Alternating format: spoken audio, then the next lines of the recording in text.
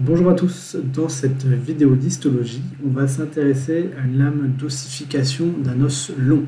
En fait, on a ici carrément une coupe longitudinale dans un membre de poussin et on va voir comment le tissu cartilagineux se transforme en tissu osseux par le mécanisme de l'ossification encondrale.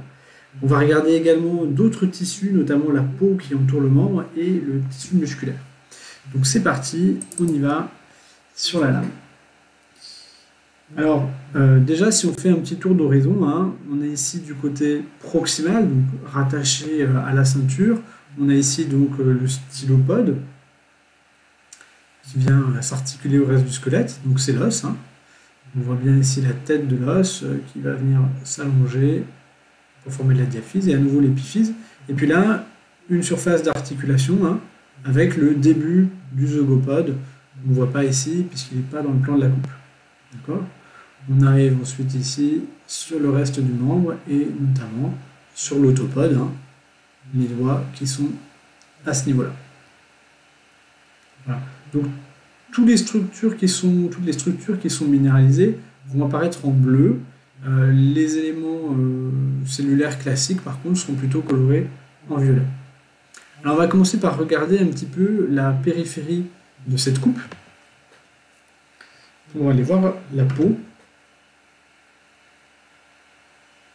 qui recouvre le membre.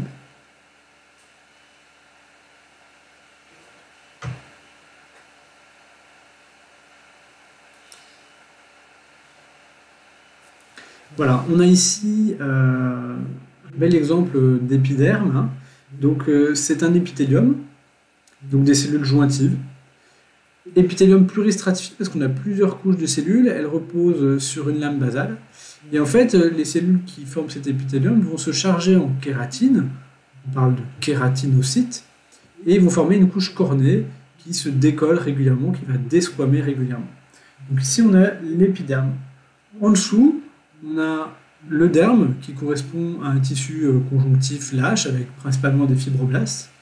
Et sous ce derme, une zone encore plus lâche avec principalement des adipocytes, du tissu adipeux et quelques fibres. On voit que c'est pas très compact. Cette couche, elle va correspondre à l'hypoderme, qui est une couche de gras finalement.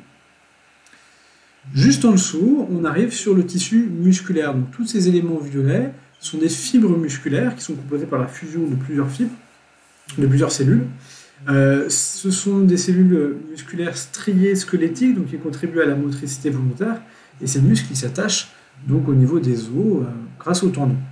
Ce tissu musculaire, il est bien sûr irrigué. On a ici une veine qui est un peu en coupe longitudinale, ici probablement un morceau d'artère. On va aller voir des fibres musculaires cette fois, non plus en coupe transversale, parce que là elles sont perpendiculaires au plan de la coupe. On va aller voir des fibres musculaires en coupe longitudinale. Alors, on en a déjà quelques-unes ici. Voilà, de ce côté-là du muscle, de l'os. Si je passe de l'autre côté de l'os, maintenant j'en retrouve également de l'autre côté. Voilà, on voit très très bien la striation là.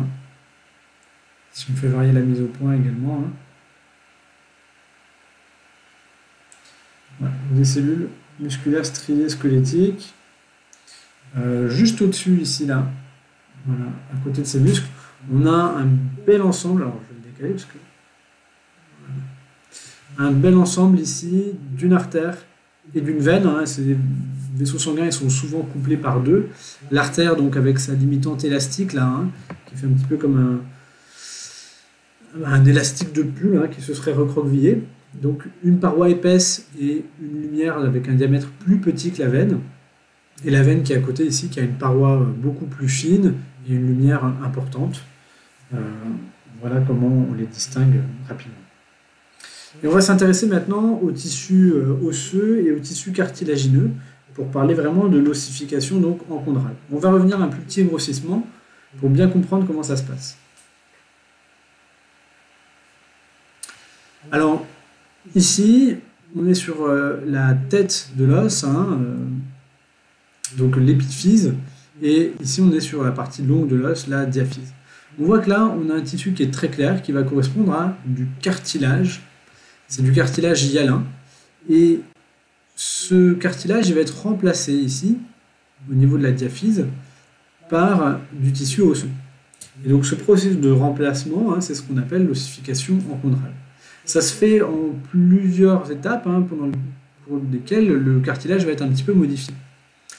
La périphérie de l'os, le tour de l'os, qu'on appelle le périoste, lui, il va être formé par ossification dermique, c'est-à-dire une ossification directe du tissu conjonctif. On le devine ici que le pourtour est minéralisé. Alors on va aller voir la transition entre cartilage et os. Donc on va commencer du côté du cartilage. Voilà, ici. Et là, on a un bel exemple de cartilage hyalin. Donc une matrice extracellulaire qui est colorée de façon uniforme, et puis des loges, les chondroplastes, dans lesquels on a des chondrocytes. Vous voyez que les chondrocytes n'ont pas d'orientation préférentielle, les loges sont relativement rondes, rien de particulier à dire. Si je progresse un petit peu vers le côté de la zone osseuse, on voit que là il y a un changement entre le cartilage ici et le cartilage qui est là. J'ai un changement très net puisque les loges, les chondroplastes, vont venir s'aplatir et former des fils de cellules. On a vraiment des rangées avec 4-5 cellules, voire une dizaine, qui vont s'aligner les unes avec les autres. Donc ces séries de cellules donnent son nom au cartilage, c'est le cartilage serrié. Donc à partir d'ici, à peu près, jusque là, on est dans du cartilage serrié. On va continuer de progresser doucement jusqu'à ce que ça change. Voilà. Là, on voit bien la zone de transition. Ici, du cartilage serrié avec les cellules aplaties qui se multiplient, en fait, il y a de la prolifération. Et ici, ces fils de cellules, elles changent un petit peu d'aspect. On voit que les loges vont vraiment grandir, elles deviennent beaucoup plus grosses. Elles contiennent toujours des cellules pour certaines. Et donc là, comme on a des loges beaucoup plus grosses, on parle de cartilage hypertrophié. C'est une zone assez étroite. On va dire qu'il y a 4-5 cellules d'affilée qui forment ce cartilage hypertrophié. Qu'est-ce qui va se passer à ce niveau-là? Mais en fait, les chondrocytes qui sont à l'intérieur vont mourir par apoptose. Ils ont déjà commencé de minéraliser la matrice extracellulaire, leur travail est fini. Ils vont mourir et dans les espaces libres, donc qui sont ici, des vaisseaux sanguins, on parle d'angiogénèse, des vaisseaux sanguins vont venir se former et ils vont amener tout un tas de facteurs de croissance et de différenciation qui vont permettre la formation de cellules osseuses, les cellules bordantes, qu'on voit ici par exemple. Et ces cellules bordantes vont minéraliser petit à petit les zones de tissu cartilagineux. On voit ici que ça commence vraiment à devenir très bleu, donc c'est bien minéralisé. Ces cellules bordantes, elles s'enfoncent petit à petit dans le tissu osseux. On en voit quelques-unes ici. Et au fur et à mesure qu'elles s'enfoncent, elles vont constituer autour d'elles une loge, donc l'ostéoplaste. Une fois que ces cellules sont enfermées, on va parler non plus de cellules bordantes, mais d'ostéoblastes ou d'ostéocytes, pour les cellules les plus âgées. Donc là, on est véritablement dans du tissu osseux. Alors, ce tissu osseux, il est entouré de plein de vaisseaux sanguins, il y a encore plein de cellules à différents niveaux. On ne devine pas très bien ici les vaisseaux sanguins parce qu'ils sont en coupe longitudinale, principalement. Mais on voit bien la différence de minéralisation avec le cartilage qui est au-dessus, qu'on retrouve ici, qui est beaucoup moins bleu. Si je repasse un plus petit grossissement, pour voir un petit peu l'ensemble. Donc on a ici tout en haut le cartilage hyalin normal, donc il va s'arrêter à peu près jusque là. Ensuite, toute cette zone-là, assez importante, correspond au cartilage serrié, donc d'ici jusque là, jusqu'à cette partie-là. Ensuite, le cartilage hypertrophié, donc avec les grosses cellules.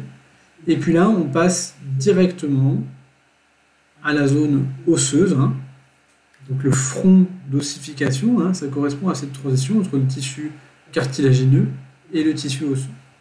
Là, on a la matrice qui est minéralisée, avec autour donc des cellules bordantes, des jeunes ostéoblastes, qui vont petit à petit constituer l'ensemble du tissu osseux.